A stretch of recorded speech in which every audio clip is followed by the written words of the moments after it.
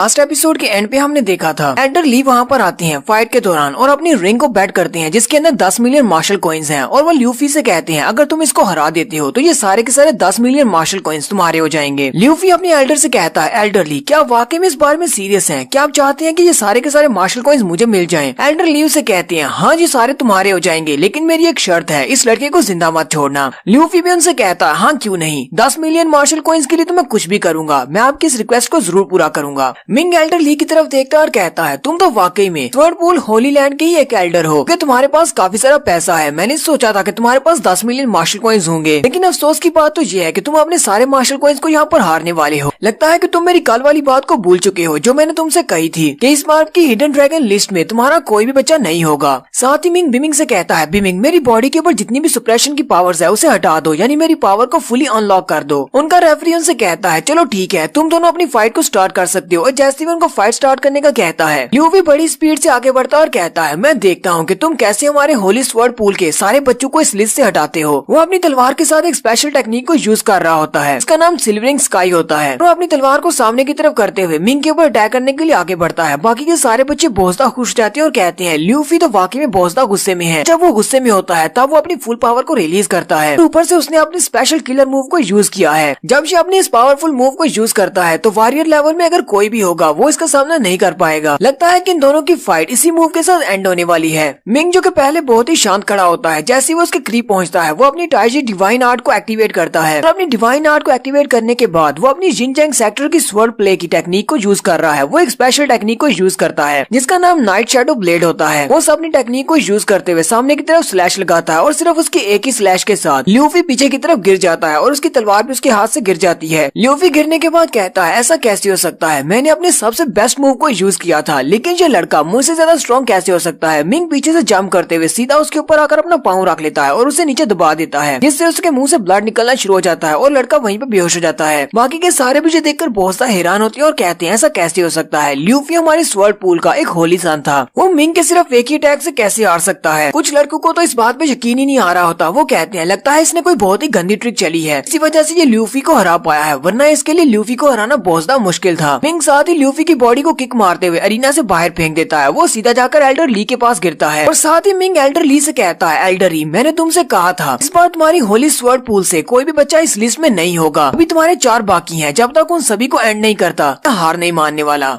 Elder ली भी Ming की बात सुनने के बाद बहुत ज्यादा गुस्सा हो जाते हैं। एल्डर ली गुस्से के साथ उसे कहते हैं तलवारबाजी की बहुत सारी टेक्निक्स हैं लेकिन स्वर्ड पूल की जितनी भी टेक्निक्स हैं वो सारी की सारी बहुत ज्यादा डिफरेंट है, हमारे इस जिनचैंग सेक्टर की टेक्निक से बहुत ज्यादा डिफरेंट है। हमारे हर एक डिसाइपल के पास एक डिफरेंट टेक्निक है। उसी वक्त स्वर्ड पूल होली लैंड का दूसरा लड़का जंप करते हुए अंदर चला जाता है और मिंग से कहता है ल्यूफी को इस बारे में अंदाजा नहीं था कि तुम्हारे पास कितनी ज्यादा स्ट्रेंथ है, लेकिन अब जबकि हमें पता चल चुका है कि तुम इतने ज्यादा स्ट्रॉन्ग हो तो हम लोग तुम्हारा सामना करने के लिए बिल्कुल तैयार हैं और मुझे लगता है कि तुम्हें हराने का मेथड बहुत ज्यादा आसान है, हमें बस अपनी टेक्निक्स को चेंज करना है। अब नए वाले अपोनेंट का नाम जाओजी होता है। वो अपनी तलवार को घुमाते हुए सामने की तरफ आगे बढ़ता है और कहता है चलो अब मैं तुम्हें दिखाता हूँ कि मेरी तलवारबाजी की स्किल्स ल्यूफी से कितने ज्यादा डिफरेंट है। उसके स्पेशल टेक्निक का नाम रेड लीफ 100 ब्लेड्स होता है। जैसे वो अपनी तलवार को लेके आगे बढ़ता है उसी वक्त एनर्जी की बनी हुई बहुत सारी तलवारें साइड पर निकल आती हैं। मिंग उसकी तरफ देखता और कहता है मास्टर ली ने बिल्कुल ठीक कहा, पर पूल वालों के पास तो बहुत सारी टेक्निक्स हैं। ताकि ल्यूफी ने जो टेक्निक मेरे ऊपर यूज की थी उसको मैंने फोर्स के साथ पीछे की तरफ फेंक दिया था, लेकिन यहाँ पर इस सब को ब्लॉक करना मेरे लिए मुश्किल है क्योंकि मेरी तलवार के साथ मैं इसकी कुछ ही तलवारों को ब्लॉक कर पाऊंगा, लेकिन यहाँ पर तो बहुत सारी तलवारें हैं, इनमें से कोई ना कोई तो मेरी बॉडी के साथ हिट करेगी। मिंग फिर भी अपनी तलवार को सामने करता है और उसकी तलवारों को ब्लॉक करता है और कहता है मैं क्या करूँ, मैं अपनी तलवार के साथ इन सभी को ब्लॉक नहीं कर पाऊंगा, मुझे लगता है कि मुझे अपने स्पेशल मूव को यूज ही करना पड़ेगा। मिंग यहाँ पर अपने एस्ट्रल स्टेप को यूज करने वाला है। मिंग वहाँ से साइड पर हट जाता है जबकि जाओशी अपनी सारी की सारी एनर्जी की बनी हुई तलवारों को उसके पीछे मोड़ देता है। वो उन सभी को कंट्रोल कर सकता है। जाओशी चिल्लाकर उसे कहता है तुम इस सब से बच नहीं सकते, तुम छुप नहीं सकते, तुम कहीं पर भी चले जाओ, ये सारी की सारी तुम्हारा पीछा करेंगी। मिंग साथ में अपनी डिवाइन टाइजी आर्ट को भी यूज कर रहा है जिसकी वजह से उसे पहले से पता होता है कि कौन सी तलवार कहाँ पर आकर उसे हिट करने वाली है, इसलिए वो अपने फ्लैश टैप को यूज करते हुए वहाँ से साइड पर हट जाता है। इस बात से तो जाओशी भी काफी हैरान होता है और कहता है पता नहीं इस लड़के को ऐसे पता चलता है कि मैं कहाँ पर अटैक करने वाला हूँ, और ऊपर से इसकी फुटवर्क टेक्निक भी काफी ज्यादा स्पेशल है। मिंग हंसते हुए उसे गुस्सा दिलाने के लिए कहता है तुम इसे कहते हो कि ये तुम्हारी सबसे स्पेशल टेक्निक है, लेकिन तुम अपनी स्पेशल टेक्निक के साथ तो मेरे कपड़ों को भी नहीं छू पा रहे और तुम्हें लगा था कि तुम अपनी स्पेशल टेक्निक से मुझे मार सकते हो। मुझे तो लगता है कि स्वर्ड पूल होली लैंड वालों को अपना नाम चेंज कर देना चाहिए क्योंकि तुम्हारी तलवारबाजी की टेक्निक्स बहुत ज्यादा बुरी है। जाओ शी उसकी बात सुनने के बाद गुस्सा हो जाता है और कहता है, लड़के तुम्हारी वजह से मैं अपनी एक और स्पेशल टेक्निक को यूज करने वाला हूँ। और साथ ही वो सोच रहा होता है मैं अपनी स्पेशल टेक्निक को यहाँ पर यूज नहीं करना चाहता था क्योंकि मैंने इस स्पेशल टेक्निक को आगे के लिए बचा कर रखा था कि मैं टोंगटियान टेम्पल के लड़के के साथ फाइट कर सकूं। लेकिन अब मुझे लगता है कि मास्टर ली की इज्जत बचाने के लिए मुझे यहाँ पर अपनी स्पेशल टेक्निक को यूज करना पड़ेगा। वो अपनी तलवार को ग्राउंड के ऊपर मारता है और उसके टुकड़े टुकड़े कर देता है। सारे बच्चे भी ये देखकर काफी हैरान होते हैं और कहते हैं, ब्रदर जाओजी ये क्या कर रहा है, इसने अपनी तलवार को क्यों डिस्ट्रॉय कर दिया। इसकी तलवार तो बहुत ज्यादा अच्छी थी, पिछले कई सालों से वो इसी तलवार के साथ प्रैक्टिस कर रहा था। लेकिन साथ ही वो हैरान होते हैं और कहते हैं, उसने न सिर्फ अपनी तलवार को तोड़ा है बल्कि वो अपने ब्लड को भी उन सारे टुकड़ों के साथ इम्ब्यूट कर रहा है। लगता है कि अब मिंग नहीं बचेगा, वो इसके हाथों से मर जाएगा। जाओजी भी सारे पैसों के बारे में सोच रहा होता है। जाओजी कहता है, शायद हिडन ड्रैगन लिस्ट की रैंकिंग में मेरा नंबर ऊपर तक ना आए क्योंकि मैंने अपनी स्पेशल टेक्निक को यहीं पर यूज कर दिया है। लेकिन मिंग को हराने पर मुझे एल्डर ली की तरफ से 10 मिलियन मार्शल कॉइन्स मिलेंगे जो कि बहुत ज्यादा हैं। वो अपने ब्लड को सारे टुकड़ों के साथ इम्ब्यूट करने के बाद अपनी पावर्स को यूज करता है, की पावर को, और उन सारे टुकड़ों को मिंग की तरफ आगे भेज देता है। वो सारे छोटे टुकड़े तलवारें बन जाती हैं। लेकिन इस बार उनकी पावर बहुत ज्यादा है क्योंकि वो उसके ब्लड के साथ इम्ब्यूटेड है और वो जहाँ पर भी जाकर गिरती है वहाँ पर धमाका होता है। मिंग को उन सभी को अवॉइड करने में काफी ज्यादा मुश्किल हो रही होती है। जाओशी उसे कहता है, मुझे लगता है कि तुम फिर से अपनी उसी टेक्निक को यूज करने वाले हो और इन्हें अवॉइड करने वाले हो, लेकिन तुम कब तक अवॉइड करोगे। मैं यहाँ पर पूरे अरीना में कोई भी ऐसी जगह नहीं छोड़ूंगा जहाँ पर तुम भाग सको। स्वर्ड पूल के सारे लड़के बहुत ज्यादा खुश हो जाते हैं और कहते हैं, इस बार हमारे जीतने की चांसेस बहुत ज्यादा बढ़ गए हैं क्योंकि जाओशी ने अपनी स्पेशल मूव को एक्टिवेट कर दिया है। हर सेकंड में वहाँ पर 1000 तलवारें गिर रही हैं। ये मिंग लड़का इससे नहीं बच पाएगा। लेकिन मिंग भी यही सोच रहा होता है कि अब मैं क्या करूँ। मिंग कहता है, अगर मैंने फ्लैश स्टेप को यूज किया या फिर इल्यूशनरी स्टेप को यूज किया, अरीना में बहुत सारी तलवारें हैं, मैं किसी के साथ भी हिट हो सकता हूँ। इसलिए इन सभी के ब्लॉक को अवॉइड करना काफी ज्यादा मुश्किल है। इसलिए मुझे लगता है कि मुझे अपने एस्ट्रल स्टेप को यूज करना पड़ेगा। एस्ट्रल स्टेप को यहाँ पर माइक्रो स्टेप कहा जा रहा है। तो एस्ट्रल स्टेप और माइक्रो स्टेप दोनों एक ही है। माइक्रो स्टेप में ये होता है कि जैसे अटैक उसके करीब पहुंचता है वो सिर्फ अपनी बॉडी को हल्का सा मूव करता है जिससे वो उस अटैक को अवॉइड कर सके। जैसे कि उसके पाँव के पास वो अटैक गिरने लगता है और वहीं पर अपने पाँव को हल्का सा पीछे करता है और उस अटैक से बच जाता है। फिर उसका अटैक उसके हाथ के सेंटर में आता है तो अपनी उंगलियों को खोलता है और उंगलियों के दरमियान से वो अटैक निकल जाता है। जाओशी अपने जितने भी अटैक्स होते हैं उन सभी को काट लेने के बाद सामने की तरफ देखता है। सामने बहुत ज्यादा धुआं होता है क्योंकि उसने बहुत ज्यादा बम्बार्डमेंट की होती है। लेकिन जैसे ही धुआं हटता है तो मिंग वहाँ पर सही सलामत खड़ा होता है। जाओशी ये देखकर बहुत ज्यादा हैरान हो जाता है और चिल्लाना शुरू कर देता है। जाओशी कहता है, ऐसा कैसे हो सकता है, मैंने इसके ऊपर कोई हजारों के हिसाब से ब्लेड्स फायर किए थे लेकिन इसने सभी के सभी को अवॉइड कर लिया। आखिर ये इंसान है या फिर क्या चीज है। मिंग अपने कपड़ों की तरफ देखता है तो उसके कपड़े थोड़े से बढ़ जाते हैं। मिंग उसे कहता है, ये तो बहुत ही अफसोस की बात है कि मेरी फ्लैश स्टेप और मेरी फुटवर्क टेक्निक्स इतनी ज्यादा अच्छी नहीं है। मेरे काफी सारे कपड़े खराब हो गए हैं। तुम्हें तलवारबाज नहीं होना चाहिए था। मैं तुम्हें सुजेस्ट करता हूँ कि तुम एक दर्जी बन जाओ क्योंकि तलवारबाजी तुम्हारे पास की बात नहीं है। तुम्हारी टेक्निक्स बहुत ज्यादा बेकार है। तुम सारे स्वर्ड पूल वाले बहुत ज्यादा बेकार हो। इस बात से जाओशी बहुत ज्यादा गुस्सा आ जाता है और भागता हुआ उस पर अटैक करने के लिए आगे बढ़ता है। अपनी सारी स्पेशल टेक्निक्स को तो जाओशी पहले से यूज कर चुका है। अब उसके पास कोई भी टेक्निक नहीं बची और ऊपर से उसने अपनी तलवार को भी तोड़ दिया है। वो भागता हुआ मिंग के करीब जाता है। मिंग उसी वक्त अपनी तलवार को यूज करते हुए उसके ऊपर अटैक करता है और वो वहीं पर नीचे गिर जाता है और इसी तरह मिंग इस मैच को भी जीत लेता है। मिंग इस मैच को जीतने के बाद कहता है, अब होली स्वर्ड पूल के सिर्फ 3 डिसाइपल बचे हैं। चलो जल्दी से यहाँ पर आओ, तुम्हारे पास एक मौका है, या तो मेरे साथ फाइट करो और यहाँ पर मरो या फिर सरेंडर कर दो और हार मान लो। स्वर्ड पूल के बाकी के तीनों कंटेस्टेंट्स बहुत ज्यादा घबराए हुए होते हैं। वो एक दूसरे की तरफ देख रहे होते हैं। मिंग उनसे कहता है, मैं तुम लोगों से दोबारा पूछ रहा हूँ, तुम्हारे पास सिर्फ 2 ही ऑप्शन है, या तो यहाँ पर आकर मेरे साथ फाइट करो या फिर हार मान लो और वापस चले जाओ। मिंग जब दोबारा उन सबसे कहता है तो उनमें से एक कहता है, मैं सरेंडर करता हूँ, मैं हार मानता हूँ, और दूसरे वाला भी और साथ ही तीसरे वाला भी कहता है कि हम लोग तुम्हारे ओपोनेंट्स नहीं हैं। अगर जाओजी और ल्यूफी तुम्हें नहीं हरा सके तो हम तुम्हें कैसे हरा पाएंगे, हम तो उनसे भी ज्यादा वीक हैं। एल्डर ली को ना चाहते हुए भी अपने स्टूडेंट्स का साथ देना पड़ता है। एल्डर ली कहते हैं, ठीक है, हमारे स्वर्ड पूल वाले बार के हिडन ड्रैगन लिस्ट से पीछे हटते हैं, हम लोग वापस जा रहे हैं। एल्डर ली सोच रहे होते हैं, मुझे पता है कि इस लड़के की स्ट्रेंथ काफी ज्यादा है, मेरे लड़के वहाँ पर जाकर इसके हाथों से मारे जाएंगे, इसलिए मैं नहीं चाहता ये यहाँ पर मरे। हम लोग अभी के लिए वापस जाते हैं और इस लड़के से बाद में बदला लिया जाएगा। और साथ ही एल्डर ली मिंग से कहते हैं, तुम्हें कभी ना कभी तो इसका बदला चुकाना पड़ेगा। मिंग एल्डर ली से कहता है, जहाँ पर इस पूरे कॉन्टिनेंट पर बहुत सारे ऐसे लोग हैं जो मुझसे बदला लेना चाहते हैं। अगर आप भी बदला लेना चाहते हैं तो फिर आपको लिस्ट में खड़ा होना पड़ेगा, आपको बहुत लंबा इंतजार करना पड़ेगा। एल्डर ली गुस्से के साथ अपने डिसाइपल्स को लेकर वहाँ से वापस की तरफ मुड़ जाते हैं, जबकि देखने वाले सारे हंस रहे होते हैं और कहते हैं, ऐसा कैसे हो सकता है, एक लड़के ने स्वर्ड पूल होली लैंड वालों को सभी को यहाँ से वापस जाने पर मजबूर कर दिया। इस बार का कंपटीशन वाकई में बहुत ज्यादा मजेदार है, जबकि जैंग हैंग ने वहाँ पर बहुत सारा पैसा कमा लिया है। रेफरी मिंग से कहता है, हमने यहाँ पर 2 मैच मैचेस को जीता है और इसके अलावा 3 लड़कों ने खुद ही गिव अप कर दिया है। तो हमने तुम्हारे हिस्से में 5 विन्स को ऐड कर दिया है। अब तुम डायरेक्टली 5 नंबर आगे जा सकते हो। अब तुम्हारी फाइट जिस बंदे के साथ होने वाली है उसका नंबर 12 है। अब जल्दी से वहाँ पर दूसरे अरीना में चले जाओ। मास्टर गाओ फेंगजियान बहुत ज्यादा खुश होते हैं और कहते हैं ये लड़का तो वाकई में बहुत ज्यादा अच्छा है। ये तो यकीन नहीं हो रहा कि इसने स्वर्लपूल होली लैंड वालों को यहाँ से वापस जाने पर मजबूर कर दिया।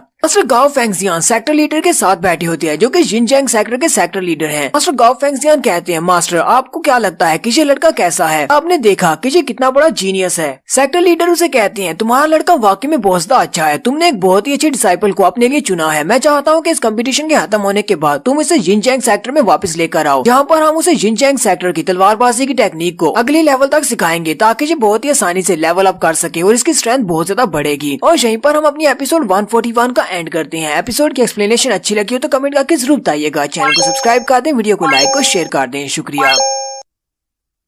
रिवेंज सीकर के एपिसोड 142 के साथ हाजिर हूँ। तो लास्ट एपिसोड के एंड पे हमने देखा था मिंग स्वर्लपूल होली लैंड वालों को वहाँ से वापस जाने पर मजबूर कर देता है। एल्डर ली अपने डिसाइपल्स को लेकर वहाँ से चले जाते हैं। मास्टर गाओ फेंगजियान इस बात से काफी ज्यादा खुश होते हैं। जिनजैंग सेक्टर के लीडर भी उसके साथ ही बैठे होते हैं। लीडर उसे कहते हैं तुम्हारा डिसाइपल वाकई में बहुत ज्यादा अच्छा है। मैं चाहता हूँ कि इस कम्पिटिशन के खत्म होने के बाद तुम उसे वापस लेकर आओ हमारे जिनजैंग सेक्टर में। हम उसकी इस तलवारबाजी की स्किल्स को और ज्यादा इम्प्रूव करेंगे ताकि वो लेवल अप कर सके। मास्टर गाओ फेंगजियान अपनी तारीफ करते हुए कहते हैं मास्टर आखिर उस लड़के को सिखाया किसने है? मैं उसका टीचर हूँ। मैंने उसको बहुत ही अच्छे से सिखाया है। सेक्टर लीडर उसे कहते हैं अपनी तारीफें करना बंद करो। मैंने इस लड़के को अच्छी तरह से देखा है। मैंने सब कुछ एनालाइज किया है। इस लड़के की जिनजैंग की तलवारबाजी की टेक्निक इतनी भी अच्छी नहीं है। उसकी तलवारबाजी की टेक्निक उसके हाथों के साथ मर्ज नहीं हो रही। वो लड़का अपनी तलवार को सिर्फ एक वेपन की तरह यूज कर रहा है, बिल्कुल एक बैट की तरह, लेकिन वो अपनी तलवार को तलवार की तरह यूज नहीं कर रहा। हालांकि हमारी जिनजैंग सेक्टर की तलवारबाजी की टेक्निक बहुत ज्यादा अच्छी है। अगर वो उसे अच्छी तरह से मास्टर कर ले तो हम लोग स्वर्लपूल होली लैंड वालों को बहुत ही आसानी से हरा सकते हैं। सेक्टर लीडर उसे कहते हैं उस लड़के ने अभी अभी यहाँ पर स्पेशल टेक्निक को यूज किया था, वो शैडो मूव वाली टेक्निक। लेकिन तुम्हें नहीं लगता कि ज्यादातर उसने अपने फुटवर्क टेक्निक्स को यूज करते हुए बाकी के सारे अटैक्स को अवॉइड किया है? अगर वो फाइनल बैटल में पहुंच जाता है तो वहाँ पर जाने के बाद भी उसे अपनी फुटवर्क टेक्निक्स को ही यूज करना पड़ेगा क्योंकि उसकी तलवारबाजी की टेक्निक्स अभी तक डेवलप नहीं हुई और वो ज्यादातर तलवारबाजी के अटैक्स को ठीक तरह से रोक नहीं पाता, ब्लॉक नहीं कर पाता। मास्टर गाओ फेंगजियान कहते हैं एल्डर ये बात तो ठीक है, मैं इस लड़के को वहाँ पर ले आऊंगा ताकि आप उसको अच्छी तरह से ट्रेन कर सकें। लेकिन मैं आपको एक और बात बताना चाहता हूँ, इस लड़के का अपने मास्टर शेंजू के साथ बहुत ही अच्छा ताल्लुक है क्योंकि वो इसके मार्शल अंकल हैं। जब ये रेड सन सेक्टर में था तब ये दोनों इकट्ठे ही रहते थे। वो इसे बहुत ज्यादा एडवाइस करते थे, इसलिए मिंग अपने चीफ से काफी ज्यादा प्यार करता है। लेकिन अब उसके अंकल को स्वर्लपूल होली लैंड वालों से बचना पड़ रहा है क्योंकि वो उसके पीछे लगे हुए हैं। एल्डर ली उसे किसी वक्त भी मार सकते हैं। जिनजैंग सेक्टर के लीडर उसे कहते हैं फेंगजियान तुम्हें इस बारे में परेशान होने की जरूरत नहीं है, मुझे बस ये लड़का चाहिए, मुझे ये लड़का जिनजैंग सेक्टर में चाहिए। तुम्हारे मास्टर शेंजू को मैं संभाल लूंगा और दोबारा स्वर्लपूल वाले तुम्हारे मास्टर शेंजू को मारने की कोशिश भी नहीं करेंगे। नेक्स्ट फाइट मिंग की नंबर 12 के साथ है और नंबर 12 पर जानटियान होली लैंड का लड़का है जिसका नाम वुजोंग है जो लैंसू के पीछे है। वो उसका जूनियर ब्रदर है। वुजोंग अपनी बैटल को जीत लेता है और उसके बाद उसकी बैटल मिंग के साथ होने वाली है, लेकिन उसे अभी तक नहीं पता क्योंकि इनके सभी के नंबर डिफरेंट होते हैं। रेफरी वुजोंग से कहता है अब तुम्हारी नेक्स्ट फाइट 35 नंबर के साथ होने वाली है। हमारे इस अरीना के रूल्स के मुताबिक तुम आधे घंटे के लिए रेस्ट कर सकते हो या फिर डायरेक्टली फाइट को चूज कर सकते हो। वुजोंग लैंसू की तरफ देख रहा होता है। वुजोंग कहता है लैंसू अभी भी इसी तरफ देख रही है, मुझे उसके सामने अपने आप को साबित करने के लिए यहाँ पर कुछ ऐसा करना होगा जिसकी वजह से वो मेरे बारे में भी जाने कि मैं बहुत ज्यादा स्ट्रॉन्ग हूँ। रेफरी से कहता है मुझे रेस्ट नहीं करनी, मैं डायरेक्टली फाइट करना चाहूंगा। रेफरी नंबर 35 से कहता है चलो जल्दी से स्टेज के ऊपर आ जाओ, हमारा ओपोनेंट तुमसे डायरेक्टली फाइट करना चाहता है। मिंग जंप करते हुए अरीना के सेंटर में आ जाता है। सिस्टर लैंसू बहुत ज्यादा खुश हो जाती है कि वुजोंग लैंसू की तरफ देखता है और कहता है मैंने नहीं सोचा था कि ये इतनी ज्यादा खुश हो जाएगी अगर मैं डायरेक्टली फाइट करने का फैसला करता हूँ, क्योंकि अभी तक उसने सामने की तरफ नहीं देखा। लेकिन जैसे वो सामने की तरफ देखता है तो उसके सामने मिंग खड़ा होता है। ये देखकर वो काफी हैरान हो जाता है। मिंग उसे कहता है जबकि तुम्हारा ओपोनेंट यहाँ पर अरीना के सेंटर में आ चुका है, लेकिन तुम यहाँ पर अपने ओपोनेंट की गर्लफ्रेंड की तरफ क्यों घूर रहे हो? वुजोंग सोच रहा होता है मुझे लगता है कि लैंसू इसी को देखकर खुश हो रही थी, मुझे लगा शायद वो मेरी वजह से खुश है।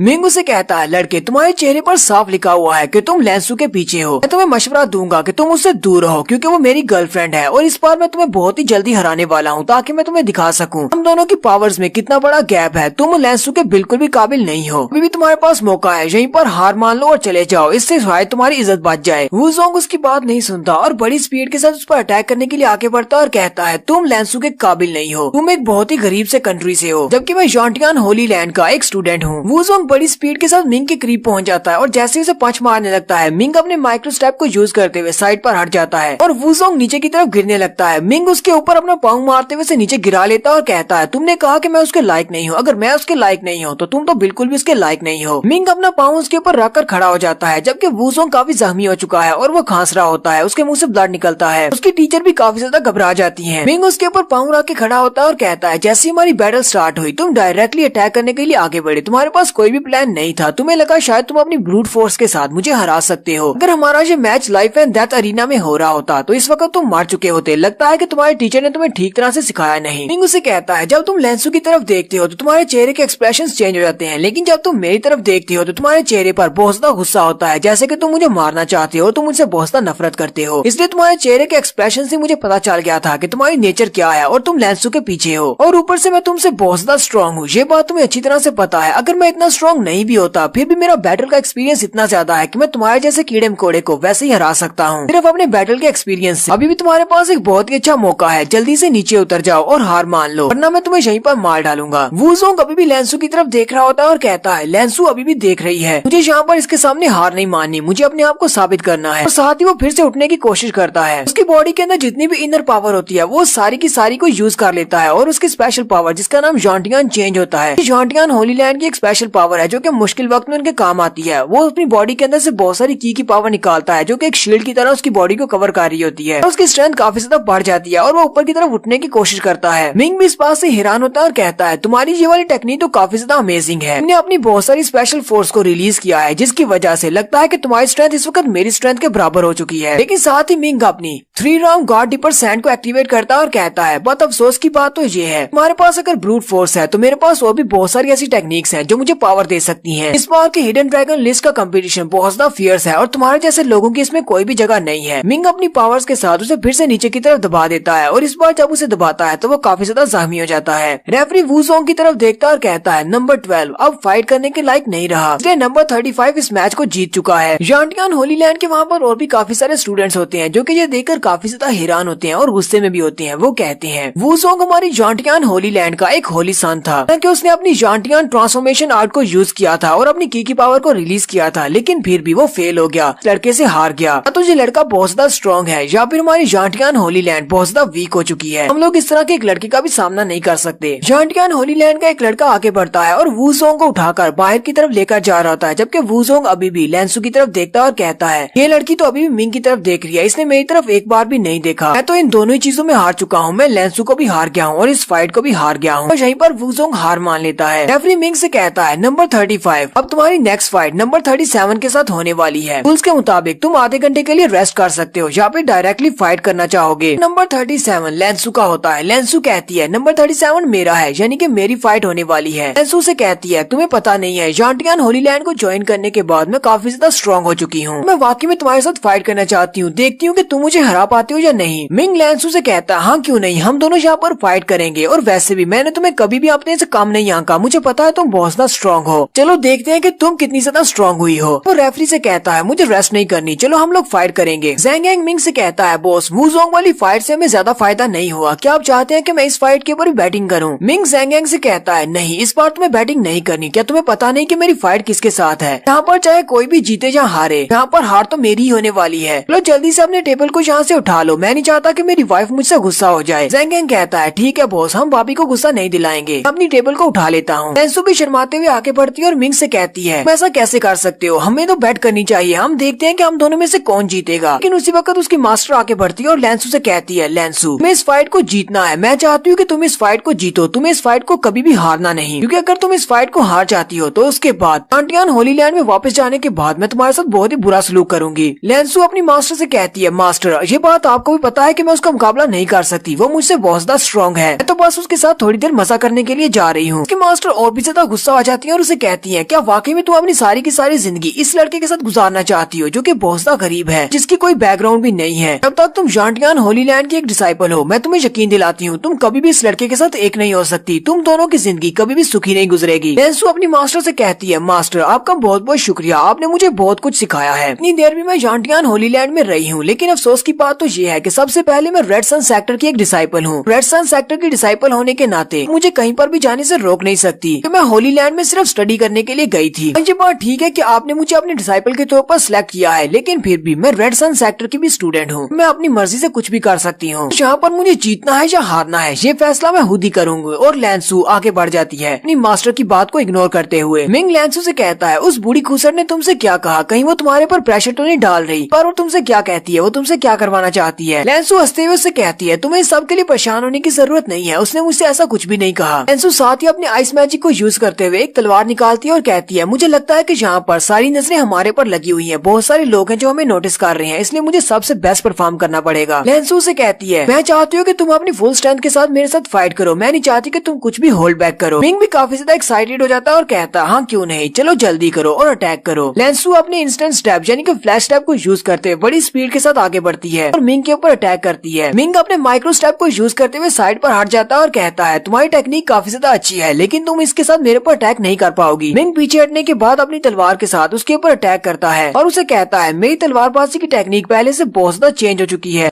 और जैसे ही वो उसके ऊपर अटैक करता है, लेंसू अपनी तलवार को पीछे की तरफ यूज करते हुए उसकी तलवार को ब्लॉक कर लेती है, क्योंकि लेंसू भी यहाँ पर टाइजी डिवाइन आर्ट को यूज कर रही है। मिंग ने खुद ही लेंसू को टाइजी डिवाइन आर्ट सिखाई थी। मिंग भी इस बात से काफी ज्यादा हैरान होता है और कहता है, इसे कैसे पता चला कि मैं यहाँ पर अटैक करने वाला हूँ। लेंसू से कहती है, ब्रदर मिंग, लगता है तुम इस बात को भूल चुके हो, तुमने एक बार मुझे टाइजी डिवाइन आर्ट को सिखाया था, मैंने तभी इसको मास्टर कर लिया था, इसलिए चाहे तुम यहाँ पर किसी भी एंगल से मेरे ऊपर अटैक क्यों न कर लो, मुझे पहले से पता होगा कि तुम कहाँ पर आकर अटैक करने वाले हो। मिंग भी आगे से हंसना शुरू कर देता है और अपनी टाइजी डिवाइन आर्ट को यूज करते हुए कहता है, तो फिर ठीक है, मुझे लगता है कि मुझे अपना सबसे बेस्ट देना पड़ेगा। और यहीं पर हम लोग अपनी एपिसोड 142 का एंड करते हैं। एपिसोड की एक्सप्लेनेशन अच्छी लगी हो तो कमेंट करके जरूर बताइएगा। चैनल को सब्सक्राइब कर दें, वीडियो को लाइक और शेयर कर दें। शुक्रिया।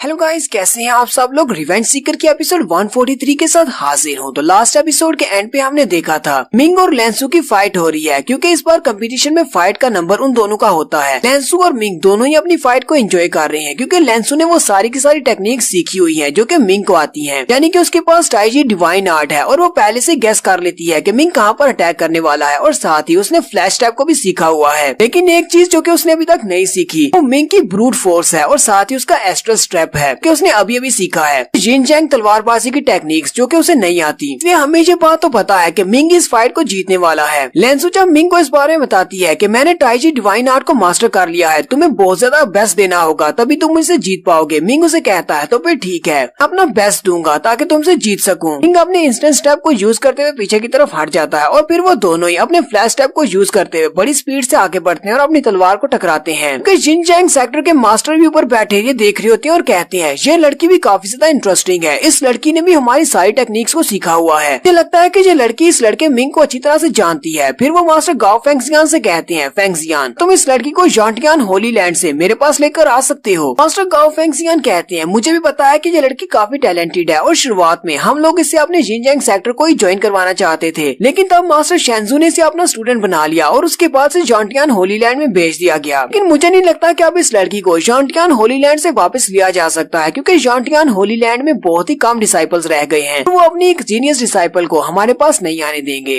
और लेंसू अरीना में अपने फ्लैश टैप को यूज करते हुए बड़ी स्पीड के साथ फाइट्स कर रहे होते हैं। देखने वाले काफी हैरान होते हैं क्योंकि वो उनको देख नहीं पा रहे। वो कहते हैं, इन दोनों में से स्ट्रॉन्ग कौन है, दोनों की स्ट्रेंथ तकरीबन एक जैसी है। लेंसू तो मिंग को पूरी टक्कर दे रही है। हमारी इस लड़की लेंसू की स्ट्रेंथ तो होली सैन से बिल्कुल भी कम नहीं है, ये काफी ज्यादा स्ट्रॉन्ग है। हम तो यही कहेंगे कि यही इस फाइट में जीते। कि लेंसू की मास्टर भी वहीं पर खड़ी होती है और वो सोच रही होती है लेंसू इस लड़की को यहाँ पर हरा दे। लेंसू की मास्टर सोच रही होती है कि मैंने लेंसू को एक बहुत ही स्पेशल टेक्निक सिखाई थी, ऐसी टेक्निक जिससे वो अपनी इनर पावर को यूज कर सकती है। हालांकि इनर पावर को यूज करने पर उसकी अपनी बॉडी को काफी नुकसान पहुंचेगा, लेकिन उस टेक्निक को यूज करने पर ये मिंग को तो हरा सकेगी और यहाँ तक कि उसे मार सकेगी। फिर सोच रही होती है शायद लेंसू इस टेक्निक को यूज करके लेंसू को मार डालेगी, लेकिन लेंसू तो मिंग से प्यार करती है और वो कभी भी ऐसा नहीं करेगी। पर मैच का एंड होने वाला है। मिंग बड़ी स्पीड के साथ फ्लैश टैप को यूज करते हुए आगे बढ़ता है और लेंसू के कंधे पर हाथ लगाते हुए आगे बढ़ जाता है। लेंसू मिंग से कहती है, मुझे ये बात अच्छी तरह से पता है कि तुम मुझे हर्ट नहीं करना चाहते ना। अभी जो तुमने मेरे पर स्लैश लगाई है इससे तुम मेरा बाजू काट सकते थे। तुमने तो सिर्फ मेरे कपड़ों को काटा है क्योंकि तुम नहीं चाहते कि मेरी बॉडी के ऊपर कोई स्क्रैच आए। तो उसके सामने हंसते हुए कहता है, तुम ऐसा कैसे सोच सकती हो? मैं तुम्हारे साथ पूरी स्ट्रेंथ के साथ फाइट कर रहा हूँ और मैंने अभी थोड़ा मिस कर दिया था, इसीलिए कट नहीं लग पाया। मैं ऐसा सोचने की जरूरत नहीं है, तुम एक बहुत ही अच्छी जीनियस हो। मैं तुम्हारे साथ फाइट करते हुए अपने पंचेस को कैसे पुल कर सकता हूँ। लेंसू जल्दी से आगे बढ़ती है और उसे कहती है, बस खामोश हो जाओ, तुम्हें और ज्यादा एक्टिंग करने की जरूरत नहीं है। क्या तुम्हें याद है कि हम दोनों कैसे मिले थे? शुरुआत में जब हम दोनों वहाँ पर हॉर्स डांस कर रहे थे, वहाँ पर भी तुमने मुझे इसी तरह जीतने दिया था। मैं तुम्हें अच्छी तरह से जानती हूँ, इसलिए मैं इस बैटल में सरेंडर करती हूँ क्योंकि तुमने मुझे हरा दिया है। फिर जैसे इस बात को सुनता है वो कहता है, 37 नंबर वाले ओपोनेंट ने अपनी हार को मान लिया है, तो इसका मतलब नंबर 35 ने इस मैच को जीत लिया है। लेंसू की टीचर इस बात से बहुत ज्यादा गुस्सा हो जाती है और कहती है, तुम्हारी हिम्मत कैसे हुई ऐसा करने की? किसने कहा कि उस लड़के के सामने हार मानो? मिंग उसके मास्टर की बात को इग्नोर करते हुए लेंसू का हाथ पकड़ता है और कहता है, चलो मेरे साथ, हमें अगली रिंग में चलना है जहाँ पर मेरा कंपटीशन होने वाला है। मेरी नेक्स्ट फाइट को देखने के लिए तुम जरूर आओगी। जैसे हमारी red and dragon list complete होगी उसके बाद हम दोनों बैठकर बात करेंगे जैसे पहले किया करते थे। लेकिन उसकी टीचर बहुत ज्यादा गुस्सा होती है और वहीं पर अरीना के सेंटर में आ जाती है और एक जबरदस्त हीरो वाली एंट्री मारती है। वो मिंग से कहती है, लड़के मेरी अप्रेंटिस का हाथ छोड़ो, ये मेरी स्टूडेंट है, तुम इसका हाथ नहीं पकड़ सकते, ये तुम्हारे साथ कहीं पर भी नहीं जाएगी। क्या अब मैं यहाँ पर कुछ ऐसा करने वाली हूँ जिसके बाद ये जिंदगी में दोबारा कभी भी तुमसे बात नहीं कर पाएगी और तुम्हारी होना तो बहुत दूर की बात है, तुम इसको देख भी नहीं पाओगे। लेंसू की टीचर वहीं पर अपनी पावर्स को यूज करते हुए चिल्लाकर उन सभी से कहती है, यहाँ पर जितने भी लोग बैठे हुए हैं वो सभी लोग मेरी बात को ध्यान से सुने। मेरी डिसाइपल जिसका नाम लेंसू है उसके पास एक प्योर होली बॉडी है, यही वो राज है जो कि लेंसू ने छुपा कर रखा हुआ है कि टीचर ने आज यहाँ पर सभी को बता दिया है। यहाँ पर जितने भी नोबल मेंस बैठे हुए हैं उनमें से अगर कोई भी इस लड़की के साथ शादी करना चाहता है तो वो यहाँ पर आए मुझसे बात करे क्योंकि मैं इसकी मास्टर हूँ। लेंसू की टीचर के वहाँ पर ये बात कहते ही अरीना में जितने भी लोग बैठे होते हैं वो सभी लोग बहुत ज्यादा हैरान हो जाते हैं और वहाँ पर एक शोर मच जाता है। वो सारे क्योंकि इस बारे में जानते हैं कि एक होली बॉडी की पावर कितनी ज्यादा होती है, अगर कोई भी उसके साथ डुअल कल्टीवेट करता है तो उसकी स्ट्रेंथ बहुत ज्यादा बढ़ जाएगी। इनमें से काफी सारे लोग बहुत ज्यादा खुश हो जाते हैं और कहते हैं ये तो एक बहुत ही अच्छा मौका है। लेंसू बेचारी बहुत ज्यादा घबरा जाती है और मिंग से कहती है, सब कुछ खत्म हो चुका है, मेरी फिजिकल बॉडी के बारे में सब कुछ पता चल चुका है। अब पर किंग लॉन्ग डायनेस्टी में न सिर्फ यू फैमिली वाले बल्कि वहाँ पर टाई शैंग भी होगा जो कि मुझे ढूंढ रहा है, उसे भी पता चल जाएगा मैं अभी तक जिंदा हूँ। देखने वाले सारे बातें कर रही होती है और कहते हैं, हमने तो कभी सोचा भी नहीं था कि इस तरह की होली बॉडी वाली लड़की हमें कभी दिखाई देगी, कि हमने कभी भी होली बॉडी वाली लड़की को नहीं देखा, इसीलिए तो इसकी मास्टर ताओ टियानजी के साथ इस लड़की की शादी करवाना चाहती थी। मिंग काफी ज्यादा गुस्सा हो जाता है और अपनी पावर्स को रिलीज कर रहा होता है, जबकि लेंसू की टीचर उसका मजाक उड़ाते हुए कहती है, तुम एक गरीब से लड़के हो, तुम्हें क्या लगा था कि तुम इस होली बॉडी वाली लड़की को अपने लिए रख सकते हो? मेरा प्लान बिल्कुल परफेक्ट है, अगर तुम इस लड़की को बचाने की कोशिश करोगे तो इन सभी लोगों के हाथों से मारे जाओगे। अब हम तुम्हारी इस लेंसू को यूज करेंगे, हम किसी होली लैंड के किसी होली सन के साथ इसकी शादी करवाएंगे या फिर किसी डायनेस्टी के प्रिंस के साथ इसकी शादी करेंगे। उसके बाद हमारी जॉन्टियान होली लैंड बहुत ज्यादा तरक्की करेगा। तुम तो पहले भी कभी इसके लायक नहीं थे और ना ही आज इसके लायक हो। जब तक मैं इसकी मास्टर हूँ मैं कभी भी इसे तुम्हारा नहीं होने दूंगी। मिंग को उसकी बातें सुनने के बाद बहुत ज्यादा गुस्सा आता है और मिंग अपनी तलवार निकालकर उसके ऊपर अटैक करने के लिए आगे बढ़ता है। इसी वक्त बिमिंग बाहर निकलती है और वो चिल्लाकर अपने मास्टर से कहती है, मास्टर आपको इसके ऊपर अटैक नहीं करना। लेंसू भी चिल्लाकर उसे कहती है, ब्रदर मिंग यहीं पर रुक जाओ, तुम इस पर अटैक नहीं कर सकते। लेंसू की मास्टर क्योंकि एक मार्शल आर्ट्स की सेंट है इसलिए वो बहुत ज्यादा पावरफुल है। अपने हाथ के ऊपर अपनी पावर्स को रिलीज करती है और कहती है, तुम्हारी हिम्मत कैसे हुई यहाँ पर एम्परर्स के सामने मेरे ऊपर अटैक करने की, जबकि तुम पर्सनली मेरे ऊपर अटैक करने के लिए आगे बढ़े हो। अगर मैं अपने आप को डिफेंड करने के लिए तुम्हें मार भी डालती हूँ, एम्परर्स मुझे इसका कोई भी इल्जाम नहीं देंगे। लेंसू की टीचर यहाँ पर एक स्पेशल मूव को यूज करती है जिसका नाम जॉन्टियान वन लाइन होता है। अपनी एनर्जी को सामने की तरफ रिलीज करती है। मिंग के पास उस अटैक को अवॉइड करने का टाइम नहीं होता और वहाँ पर ब्लड निकलता दिखाते हैं। असल में वो ब्लड मिंग का नहीं, वहाँ पर उसकी टीचर आ जाती है। मिंग की नई टीचर कियानजिंग जल्दी से सामने आती है और अपने बाजू को सामने करते हुए उस टेक्निक को ब्लॉक कर लेती है। वो ब्लड भी उन्हीं का होता है। देखने वाले बच्चे भी बहुत सा हैरान होते हैं और कहते हैं, हमने तो कभी सोचा भी नहीं था कि टीचर जियानफी इतनी ज्यादा स्ट्रॉन्ग है कि वो हमेशा एक कमजोर औरत की तरह यहाँ पर घूमती फिरती रहती है और कभी भी अपनी स्ट्रेंथ को नहीं दिखाया, लेकिन ये तो वाकई में बहुत ही स्ट्रॉन्ग है और इनकी वन लाइन वाली टेक्निक तो बहुत ज्यादा पावरफुल है। इन्होंने तो अरीना को भी सेंटर से काट दिया है। लेंसू जल्दी से आगे बढ़ती है और मिंग से कहती है, ब्रदर मिंग क्या तुम ठीक हो, कहीं तुम्हें कोई चोट तो नहीं लगी? मिंग भी यही सोच रहा होता है, अगर मेरी मास्टर यहाँ पर आकर उस अटैक को ब्लॉक नहीं करती तो मैं तो अब तक मर चुका होता। वो अपनी मास्टर की तरफ देखता है तो उसकी मास्टर के बाजू से बहुत सा ब्लड निकल रहा होता है। कियानजिंग मास्टर जियानफी से कहती है, अगर तुम वाकई में इस लड़के को मारना चाहती हो तो फिर ठीक है, इस लड़के की जगह पर मैं तुमसे फाइट करूंगी। और यहाँ पर कुछ पिक्चर्स मिस हैं, इसलिए मैं उन पिक्चर्स को मिस ही कर देता हूँ। अब जॉन्टियान होली लैंड के सुप्रीम एल्डर नीचे उतर आते हैं। एक मार्शल गार्ड है, डोंकी एकेडमी के प्रिंसिपल भी नीचे आ जाते हैं, जबकि कियान जिंग, लैंसू की मास्टर, उन दोनों को वहीं पर बिठाया गया होता है। एम्परर क्योंकि सामने बैठे हुए हैं, वो इनका फैसला करने वाले हैं कि इन दोनों ने यहाँ पर एम्परर के सामने रूल्स को तोड़ा है और एम्परर के सामने रूल्स को तोड़ने की सजाए मौत होती है। सारे बच्चे भी इसी बारे में बातें कर रहे होते हैं और वे कहते हैं इस बार के हिडन ड्रैगन लिस्ट का कंपटीशन दोनों एम्परर देखने के लिए बैठे हुए हैं। एम्परर के सामने उनके रूल्स को तोड़ना, इसका मतलब सजाए मौत के लिए अपने आप को अप्लाई करना है। लेकिन एम्परर किंग लॉन्ग यानी कि ब्लू ड्रैगन उनसे कहते हैं अगर दोबारा तुमने इस तरह की कोई हरकत की तो फिर ठीक है, मैं तुम लोगों को जरूर मार डालूंगा, इसलिए मैं इस बार तुम्हें माफ करता हूँ। हेडमास्टर और जॉन्टियान होली लैंड के सुप्रीम एल्डर दोनों ही एम्परर से कहते हैं आपका बहुत बहुत शुक्रिया जो आपने हमारे डिसाइपल्स को छोड़ दिया। वो उन सबसे कहते हैं चलो अपने कंपटीशन को कंटिन्यू करो। जॉन्टियान होली लैंड के सुप्रीम एल्डर लैंसू से कहते हैं लैंसू तुम्हें यहाँ परेशान होने की जरूरत नहीं है। अगर यहाँ पर सभी को पता चल चुका है कि तुम्हारे पास एक होली बॉडी है, तक मैं जिंदा हूँ, तुम्हें परेशान होने की जरूरत नहीं है, मैं तुम्हें प्रोटेक्ट करूंगा। किसी में इतनी हिम्मत नहीं है कि मेरे होते हुए वो तुम्हें अप्रोच कर सके। लैंसू ग्रैंड एल्डर के साथ वहाँ से बाहर चली जाती है, क्योंकि मिंग अपने प्रिंसिपल के पास ही खड़ा होता है। प्रिंसिपल उसे कहते हैं तुम्हें इस बात का जरा भी अंदाजा है कि तुमने यहाँ पर क्या किया है? आज तुम्हें इतना गुस्से में आकर उस पर अटैक करने की क्या जरूरत थी? क्या तुम्हें पता भी है अगर वो अटैक करके तुम्हें मार डालती उसे कोई भी सजा नहीं दी जाती। उसने तो यही कहना था कि उसने अपनी जान बचाने के लिए तुम्हारे पर अटैक किया। अगर तुम्हारी मास्टर वहाँ पर तुम्हें नहीं बचाती तो अब तक तुम मर चुके होते। मिंग अपनी मास्टर की तरफ देखता और कहता है मास्टर आपकी बाजू से खून बह रहा है। मास्टर कियान जिन उसे कहती है तुम्हें परेशान होने की जरूरत नहीं है, रिलैक्स रहो और जाकर अपनी फाइट पर ध्यान दो, ये इंजरीज तो ठीक हो जाएंगी। एक सीन ऊपर का दिखाया जाता है जहाँ पर दोनों एम्परर बैठे होते हैं। एम्परर सुजाकू हंसते हुए कहते हैं मैंने तो पहले कभी इस बारे में नहीं सुना कि ब्लू ड्रैगन एम्परर इतना ज्यादा अच्छा है और नरम दिल है जो कि लोगों को माफ कर रहा है। उन्हें तुम्हारे सामने रूल्स को तोड़ा है, अगर तुम उन सभी को यहाँ पर एक्सिक्यूट भी कर देते यानी कि उनके सर भी कटवा देते तो इनमें से कोई भी तुम्हारे सामने बोलने की भी हिम्मत नहीं करता। ब्लू ड्रैगन उसे कहते हैं तुम्हें लगता है कि इस बात में बहुत ज्यादा मजा आ रहा है कि मैं यहाँ पर कुछ लोगों के सर कटवा दूं, लेकिन मुझे बहुत कुछ सोचना पड़ता है। तुम्हें पता है कि वो लड़की क्योंकि उस लड़के की मास्टर है, वो मेरी किंग लॉन्ग डायनेस्टी की एक बहुत ही अच्छी जनरल है और उसने हमारे लिए बहुत कुछ किया है, इसलिए मैं उसको एक छोटी सी गलती के लिए इस तरह मरने नहीं दे सकता। ऊपर से मुझे लगता है कि वर्चुअल वर्ल्ड में हम लोग जिस लड़के से मिले थे वो लड़का यही है, नंबर 35। तुम्हें पता है कि उस लड़के ने पहले उसके ऊपर अटैक किया था। अगर मैं उन दोनों मास्टर्स को इस लड़के की वजह से सजा देता तो हमें इस लड़के को भी सजा देनी पड़ती। तुम्हें इस बारे में नहीं भूलना चाहिए कि इस बार के हिडन ड्रैगन लिस्ट कंपटीशन को हमने सिर्फ इस लड़के के लिए ऑर्गेनाइज किया है। अगर इस लड़के को यहाँ पर मरवा दिया जाएगा तो फिर हम लोग कंपटीशन को एंजॉय कैसे करेंगे? एम्परर सुजाकू से कहते हैं हाँ तुमने बिल्कुल ठीक कहा, अगर यही लड़का यहाँ पर मर जाएगा तो फिर हम दोनों के यहाँ पर होने का क्या फायदा है। तो हम लोग यहीं पर अपनी एपिसोड 143 का एंड करते हैं। एपिसोड की एक्सप्लेनेशन अच्छी लगी हो तो कमेंट करके जरूर बताइएगा। चैनल को सब्सक्राइब कर दें, वीडियो को लाइक और शेयर कर दें। शुक्रिया।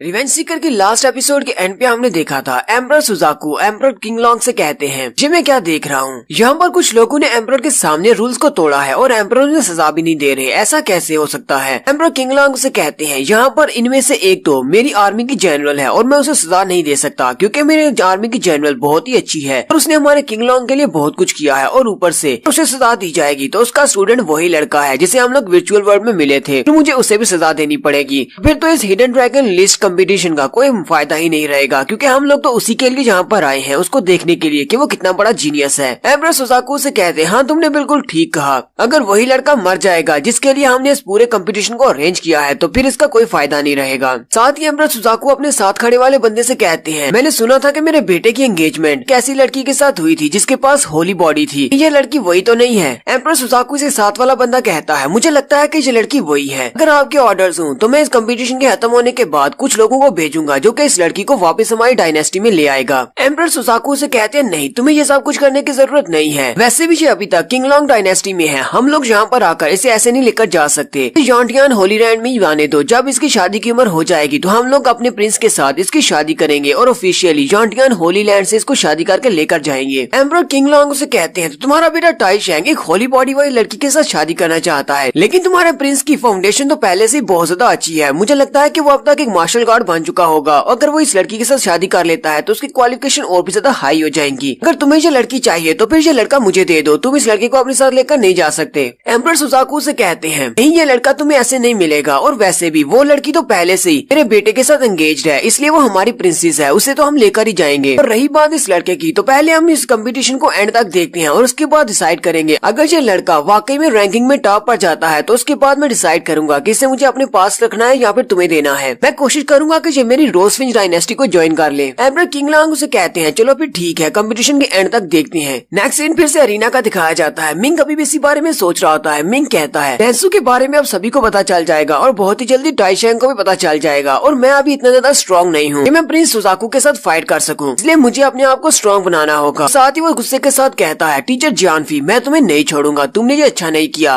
बिमिंग मास्टर से कहती है मास्टर यहाँ पर मैं आपको बात बताती हूँ, इंपीरियल डायनेस्टी के लिए रिक्वायरमेंट्स काफी ज्यादा हाई होती है, यानी कि एक प्रिंस की वाइफ बनने के लिए, प्रिंस की वाइफ के लिए एक हाई पोस्टर और हाई ग्रेड की अवतार वाली लड़की को चुना जाता है कि हमारी लेंसू के पास होली बॉडी है, इसीलिए लेंसू को ही चुना जाएगा। अब उन्हें पता है कि लेंसू अभी तक जिंदा है जिसके पास होली बॉडी है, तो वो इसे ही अपने लिए चूज करेंगे। लेकिन इसकी मिनिमम रिक्वायरमेंट्स जो होती है कि 30 साल से कम उम्र लड़की होनी चाहिए। मुझे लगता है कि आपके पास अभी भी थोड़ा टाइम है, आपको 5 से 10 साल मिल जाएंगे कि अभी तक लेंसू सिर्फ 18 साल की है, कि शादी की उम्र होने तक आपके पास काफी टाइम है, आपको अपनी स्ट्रेंथ को बढ़ाना होगा। मिंगू से कहता है 5 से 10 साल में तुम्हें क्या लगता है कि मैं कहाँ तक पहुँच सकता हूँ? मैं अभी सिर्फ एक मार्शल आर्ट्स का वॉरियर हूँ, सिर्फ 5 साल या 10 साल में तो मैं डोमिनेटर लेवल तक ही पहुँच सकता हूँ और टाइशेंग तो अभी से मार्शल आर्ट्स के सेंट लेवल पर है। जब तक मैं एक डोमिनेटर लेवल तक पहुँचूंगा तब तक वो एक मार्शल गार्ड बन चुका होगा। बिमिंग मास्टर से कहती है मास्टर आपके पास डिवाइन क्लोक है और उस डिवाइन क्लोक के साथ ही आपको एक वरदान मिला था, आप फ्यूचर में बहुत सारी अचीवमेंट्स को हासिल करेंगे। इस तरह के बहुत सारे जीनियस ऐसे होंगे जिनके ऊपर आप पाँव रख के आगे बढ़ेंगे। मैं चाहती हूँ कि आप टाइशेंग को अपना पहला स्टेपिंग स्टोन बनाएं, चाहे वो एक मार्शल गार्ड ही क्यों ना हो, आप उसके ऊपर पाँव रख के आगे बढ़ जाएं, क्योंकि आपकी अचीवमेंट्स बहुत ज्यादा हाई होने वाली हैं। मिंग उसकी बातें सुनने के बाद काफी खुश होता है और कहता है ठीक है, मुझे तुम्हारी बात की समझ आ गई है, चाहे कोई भी हो, मेरे रास्ते में कोई भी आए, मैं उसे नीचे गिराकर आगे चला जाऊंगा। फिर वो बिमिंग से कहता है बिमिंग मेरी सारी की सारी पावर्स को रिलीज कर दो, मुझे सुप्रेशन की जरूरत नहीं है, अब मैं दिखाना चाहता हूँ कि मैं कितना स्ट्रॉन्ग हूँ। फिर मिंग दोबारा से कंपटीशन करने के लिए आगे चला जाता है और अरीना में उसकी फाइट स्टार्ट होती है। उसके बाद मिंग अपनी फुल स्ट्रेंथ के साथ सभी के साथ फाइट करता है और उसके सामने कोई भी अपोनेंट टिक नहीं पाता क्योंकि वो फुल स्ट्रेंथ के साथ फाइट कर रहा है। वो अपने बहुत सारे अपोनेंट्स को हरा देता है, जबकि बहुत सारे अपोनेंट्स ऐसे होते हैं जो कि उसके साथ फाइट ही नहीं करना चाहते। बहुत सारी फाइट्स के एंड होने के बाद मिंग की फाइट एक लड़के के साथ होती है जो कि एक होली लैंड से है। इस होली लैंड का नाम टोंगटियान होली लैंड है और वो इमोर्टल श्राइन के बाद दूसरी बड़ी होली लैंड है। उस लड़के का नाम होंगशेंग होता है। वो मिंग से कहता है मैं होंगटियान होली लैंड से हूँ, मैंने तुम्हारी फाइट्स को देखा है, तुम वाकई में बहुत ही अच्छे हो, तुम्हारा नेक्स्ट ओपोनेंट क्योंकि मैं हूँ, तो मैं तुम्हें कुछ बातें बताना चाहता हूँ, तो प्लीज इस कंपटीशन के दौरान उन बातों का खास ख्याल रखना। मिंग से कहता है मेरा नाम जी मिंग है और मैं डोंकी एकेडमी का एक स्टूडेंट हूँ। हाँ क्यों नहीं, तुम अपनी बात बता सकते हो, मैं पूरा ध्यान रखूंगा। और वैसे भी एक होली लैंड के स्टूडेंट के साथ फाइट करना बहुत ज्यादा मुश्किल होने वाला है, मुझे लगता है कि तुम मेरे काफी ज्यादा टफ ओपोनेंट साबित होगे। होंगशेंग मिंग से कहता है तुम तो मेरी कुछ ज्यादा ही तारीफ कर रहे हो, मैं इस लायक नहीं हूँ। हालांकि अपनी पूरी होली लैंड में मैं सबसे ज्यादा वीक स्टूडेंट हूँ, जितने भी दूसरे सीनियर ब्रदर्स हैं वो सारे मुझे हमेशा ही बुली करते हैं। कुछ दिन पहले मैंने यहाँ पर हिडन ड्रैगन लिस्ट के कंपटीशन के बारे में सुना तो मैं यहाँ पर आ गया इसको ज्वाइन करने के लिए। मुझे लगा शायद यहाँ पर काफी ज्यादा मजा आएगा और साथ ही यहाँ पर रिवार्ड जीतकर मुझे कुछ पॉकेट मनी मिल जाएगी। तो वो बात जिसके बारे में मैंने तुम्हें बताना था कि मैं एक बात तुम्हें बताने वाला था, क्योंकि मैं बहुत ज्यादा ऑनेस्ट हूँ, तो मैं तुम्हें एक बात बताता हूँ। इससे पहले तुम्हारा कंपटीशन जिन भी लोगों के साथ हुआ है उनमें बहुत सारे होली सान थे और कुछ लोग तो होली लैंड से भी थे। वो सभी इकट्ठे होकर मेरे पास आए और उन सभी ने उनके पास जितने भी मार्शल कॉइन्स थे वो सारे मिलाकर 30 मिलियन मार्शल कॉइन्स बनाए और मुझे कहा कि वो सारे के सारे मार्शल कॉइन्स मुझे दे देंगे अगर मैं तुम्हें हरा देता हूँ। और मैंने उनकी रिक्वेस्ट को मान लिया। जबकि मैंने उनकी रिक्वेस्ट को मान लिया है तो फिर मुझे तुम्हारी वो हालत करनी पड़ेगी कि तुम आगे कंपटीशन को ना बढ़ा सको, तो तुम्हारा कंपटीशन यहीं पर खत्म हो जाए, क्योंकि मैंने उन सभी से पैसे लिए हैं तो उनका काम तो करना पड़ेगा। मिंग उसे कहता है वाकई में तुम तो वाकई में बहुत ज्यादा सच्चे हो, तुमने सारी की सारी बात मुझे एक्सप्लेन कर दी। 30 मिलियन मार्शल कॉइन्स तो काफी ज्यादा होते हैं, लगता है कि वो सारे अभी भी काफी ज्यादा अमीर हैं। ऐसे तो हमने उन सभी को लूटने में कोई कसर नहीं छोड़ी। होंगशेंग उसे कहता है तुम्हें परेशान होने की जरूरत नहीं है। हाँ मुझे पता है कि 30 मिलियन काफी ज्यादा होते हैं और मैंने उनकी रिक्वेस्ट को एक्सेप्ट भी किया है, लेकिन तुम परेशान ना होना, मैं तुम्हें ज्यादा जोर से नहीं मारूंगा, सिर्फ तुम्हारी फाउंडेशन को थोड़ा सा नुकसान पहुँचेगा। अगर तुम एक दिन की रेस्ट करते हो तो तुम बिल्कुल ठीक हो जाओगे। ज़ैंग भी वहीं पर खड़ा होता है। ज़ैंग को पता है कि इस बार मिंग का ओपोनेंट काफी ज्यादा टफ है। वो बॉस से पूछता है बॉस क्या हमें इस बार भी बैटिंग करनी चाहिए या नहीं। मिंग बिमिंग से पूछता है बिमिंग क्या तुम्हें लगता है कि मैं इस बैटल को जीत सकता हूँ, इस लड़के के बारे में तुम्हारा क्या ख्याल है। बिमिंग कहती है मास्टर ये लड़का बहुत ज्यादा स्ट्रॉन्ग है, हालांकि इस लड़के ने आपके सामने आपको कहा है कि ये बहुत ज्यादा वीक है, लेकिन ऐसी बात नहीं है, इसके पास बहुत सारी स्पेशल टेक्निक्स हैं और ऊपर से ये टोंगटियान होली लैंड का एक होली सन है। इसलिए मुझे लगता है कि आपके लिए इस बैटल को जीतना काफी ज्यादा मुश्किल हो सकता है। मैं सिर्फ इतना ही कहूंगी, अगर आप बैटिंग करना चाहते हैं तो सिर्फ अपना आधा पैसा लगाना।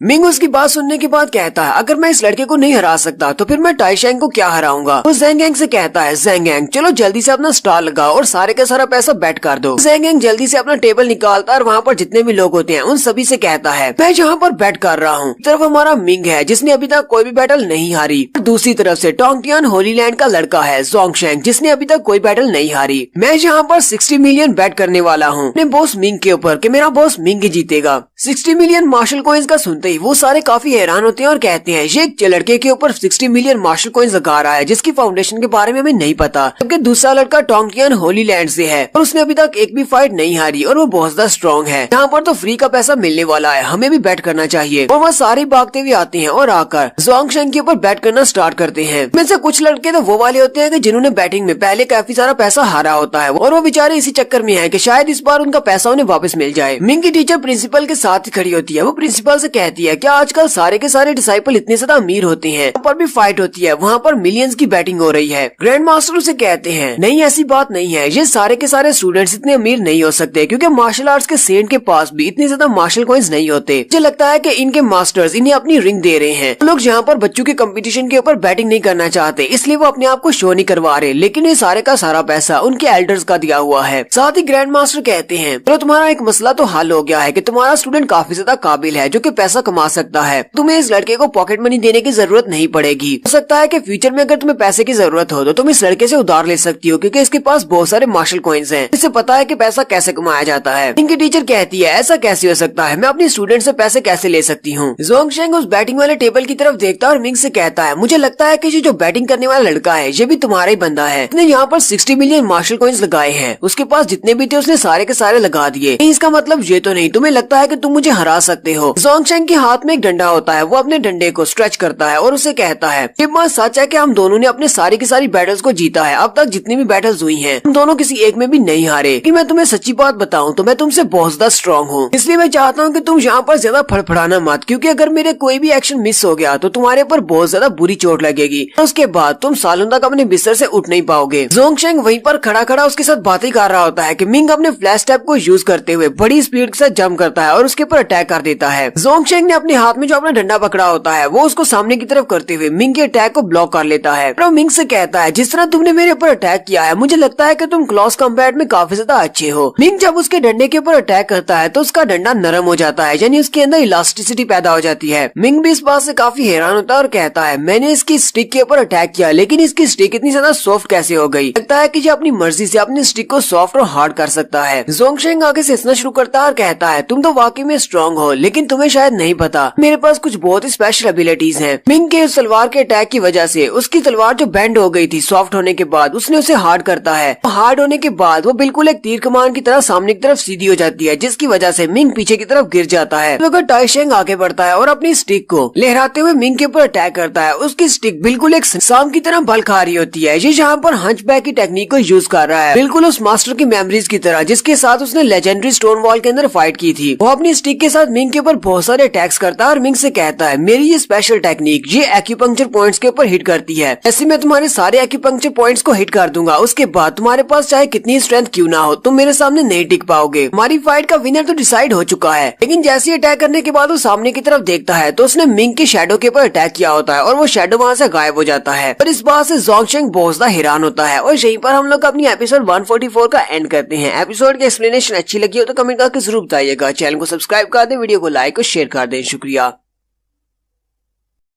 रिवेंज सीकर की लास्ट एपिसोड के एंड पे हमने देखा था मिंग और होंगशेंग के दरमियान में फाइट हो रही होती है। होंगशेंग हंचबैक की टेक्निक को यूज कर रहा है, यानी कि वो स्टिक को नरम और सॉफ्ट कर सकता है अपनी मर्जी के मुताबिक, बिल्कुल एक सांप की तरह उसे बल भी दिला सकता है। वो अपनी स्टिक के साथ मिंग के ऊपर अटैक करता है और उसे कहता है मेरी ये टेक्निक एक्यूपंक्चर पॉइंट्स के ऊपर अटैक करती है जिसकी वजह से तुम्हारी फिजिकल स्ट्रेंथ चाहे कितनी क्यों ना हो, एक बार तुम्हारे एक्यूपंक्चर पॉइंट्स हिट हो गए उसके बाद तुम बेकार हो जाओगे। लेकिन जैसे अटैक करने के बाद सामने देखना है तो वो काफी हैरान होता है क्योंकि उसने मिंग के शैडो पर अटैक किया होता है, जबकि असली का मिंग तो उसके पीछे होता है। वो अपनी तलवार से उसके ऊपर अटैक करने लगता है। होंगशेंग को भी इस बारे में पता होता है कि वो उसके पीछे से अटैक करने वाला है। वो कहता है, मुझे तो लगा था कि मैं बड़ी आसानी से इस फाइट को एंड कर दूंगा, तुम्हें ज्यादा चोट भी नहीं लगेगी, लेकिन अब तुम इस बात को मानने को तैयार नहीं हो, तो फिर मैं क्या कर सकता हूँ। लगता है कि मुझे सीरियस होना पड़ेगा।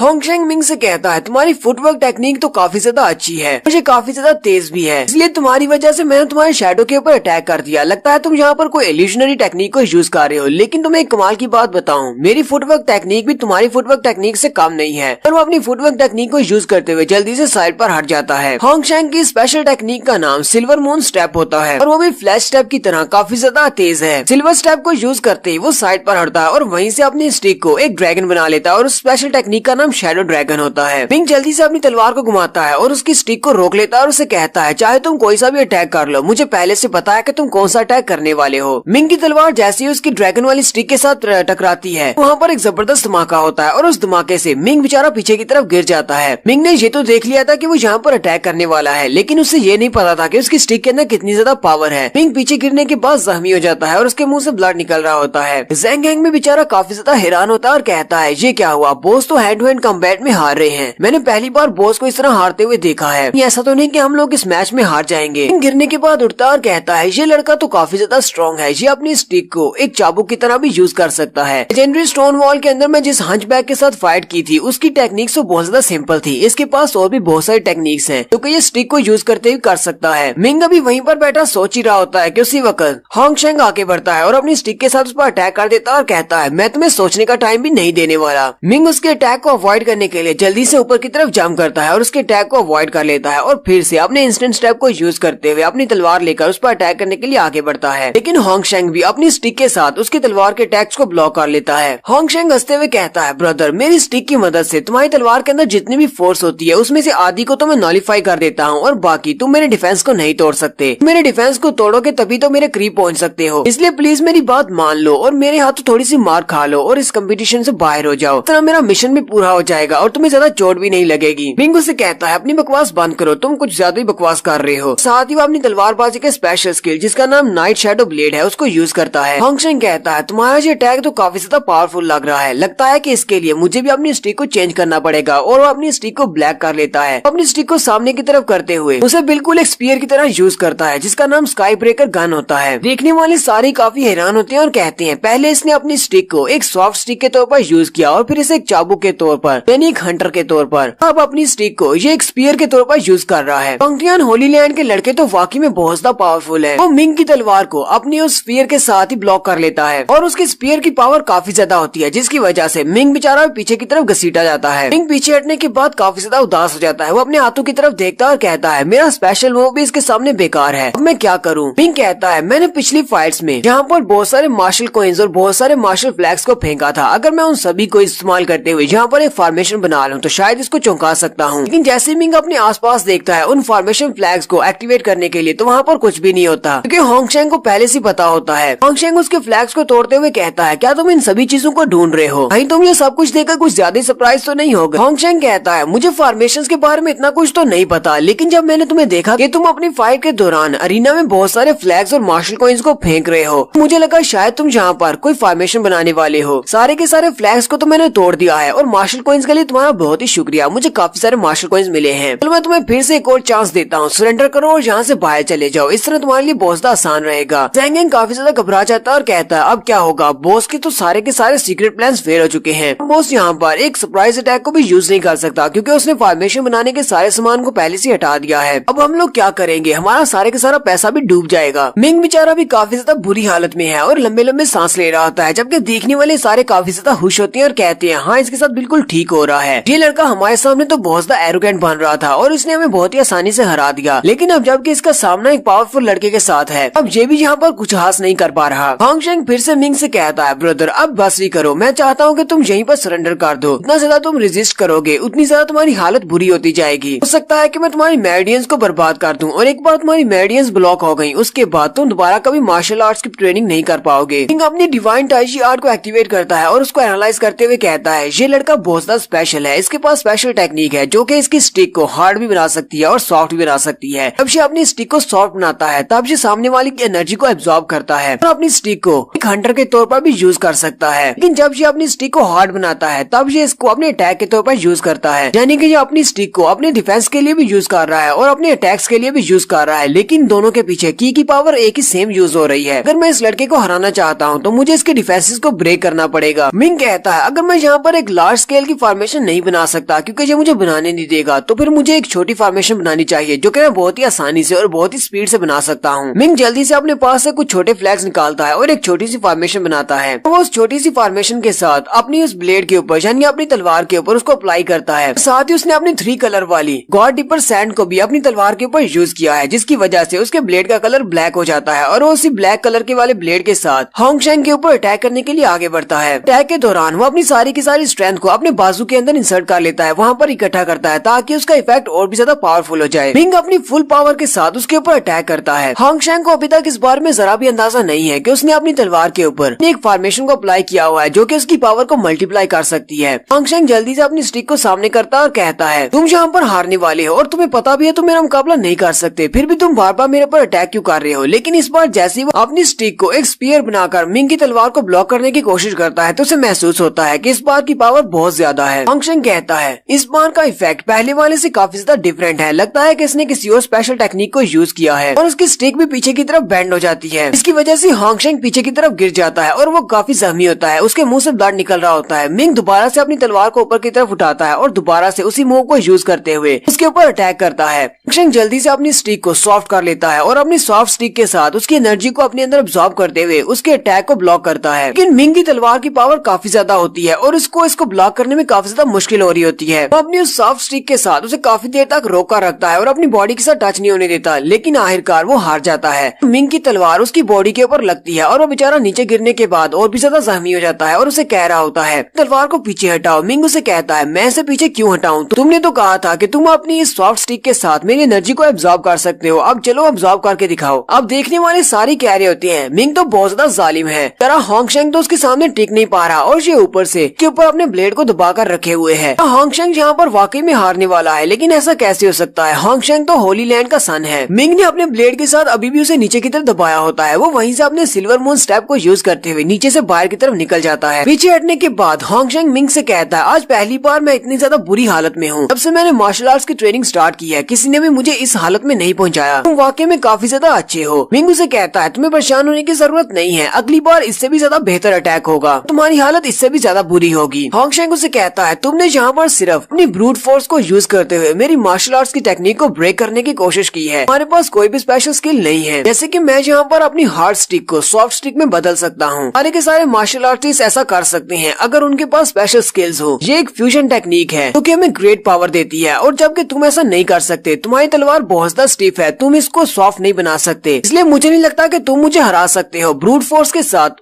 मुझे हराना काफी ज्यादा मुश्किल है। मिंग उसकी बात सुनकर हैरान होता है और कहता है इसकी बात करने का मतलब क्या है, क्या मेरी जिनजेंग तलवारबाजी की जो टेक्निक है वो अभी तक कंप्लीट नहीं है। हालांकि अभी भी जो मैंने मूव यूज किया था नाइट शैडो ब्लेड वाला, मुझे लगता है कि वो कंप्लीट है। होंगशेंग फिर से अपनी स्टिक को ऊपर उठाता है और कहता है क्या तुम्हें पता है कि एक विप जो होती है वो बहुत ज्यादा सॉफ्ट होती है और एक स्टिक जो होती है वो बहुत ज्यादा हार्ड होती है, लेकिन अगर दोनों को कंबाइन कर लिया जाए तो एक नई पावर बनती है। और इस बार फिर से वो अपने ड्रैगन वाले मूव को यूज कर रहा है, वो अपनी स्टिक को एक ड्रैगन बना लेता है, लेकिन इस बार उसने अपनी ड्रैगन स्टिक के ऊपर बहुत सारी एनर्जी को इम्ब्यूट किया है। वो पहले से बहुत ज्यादा पावरफुल अटैक होने वाला है, लेकिन मिंग वहाँ पर आराम से खड़ा होता है। वो इसी बारे में सोच रहा होता है, ट्रांसफॉर्मेशन और फ्यूजन के बारे में, अब ये भी जो उसने मिंग को बताया है। और उसकी ड्रैगन स्टिक सीधी मिंग के ऊपर अटैक करती है, जिसकी वजह से मिंग पीछे की तरफ गिर जाता है और गिरने के बाद मिंग फिर से वही बातें करना शुरू करता है ट्रांसफॉर्मेशन और फ्यूजन की। ज़ेंग यांग कहता है बॉस को क्या हुआ, इसको देखकर तो ऐसे ही लगता है जैसे ये पागल हो गया है, ये आंखें तो खुली हैं लेकिन ये यहाँ पर नहीं है, इसका ध्यान किधर है। क्योंकि मास्टर गाओ फेंगजियान इस बात को समझते हैं और वो ऊपर बैठे हंस रहे होते हैं और कहते हैं ये लड़का वाकई में बहुत ज्यादा अमेजिंग है, ये लड़का तो यहाँ पर फाइटिंग के दौरान इथेरियल स्टेज में चला गया है। इथेरियल स्टेज का मतलब है वो यहाँ पर एक नई मार्शल आर्ट्स टेक्निक को अपडेट करने वाला है, यानी जिनजेंग मार्शल आर्ट्स की टेक्निक को लेवल अप करने की कोशिश कर रहा है और वो अपनी स्पिरिचुअल सी के अंदर है। देखने वाले बच्चे भी काफी हैरान होते हैं और कहते हैं ऐसा कैसे हो सकता है, ये फाइट के दौरान इथेरियल स्टेज में कैसे जा सकता है। अगर ये लड़का किसी और समय जब वो बिल्कुल फारिग होता तब ये इथेरियल स्टेज में जाता तब इसे काफी ज्यादा फायदा होता, लेकिन ये यहाँ पर एक फाइट के दौरान है। इसे क्या लगता है कि इसका ओपोनेंट आराम से बैठ जाएगा और इसे लेवल अप करने देगा, और इसके ओपोनेंट को देखकर लगता नहीं है कि वो इतना बड़ा बेवकूफ है जिसे इस बात की समझ ना आए कि उसका ओपोनेंट लेवल अप करने वाला है। होंगशेंग को भी इस बारे में पता चल जाता है, वो अपनी स्टिक लेकर आगे बढ़ता है और कहता कहता है मैंने तुम्हें सिर्फ कुछ वर्ड्स क्या बता दिए, तुम अपनी तलवार को सॉफ्ट और हार्ड कर सकते हो एक नई टेक्निक को सीख कर। तुम तो यहाँ पर इथेरियल स्टेज में चले गए हो अपनी तलवारबाजी की टेक्निक को अपडेट करने के लिए, लेकिन तुम्हें क्या लगता है कि मैं कोई बेवकूफ हूँ जिसे इस बारे में नहीं पता। तुम इस मैच को हार चुके हो जैसे तुम अपनी इथेरियल स्टेज में गए हो और वो अपनी स्टिक को लेकर मिंग के ऊपर अटैक कर देता है। और यहीं पर हम लोग अपनी एपिसोड 145 का एंड करते हैं। एपिसोड की एक्सप्लेनेशन अच्छी लगी हो तो कमेंट करके जरूर बताइएगा। चैनल को सब्सक्राइब कर दें, वीडियो को लाइक और शेयर कर दें। शुक्रिया।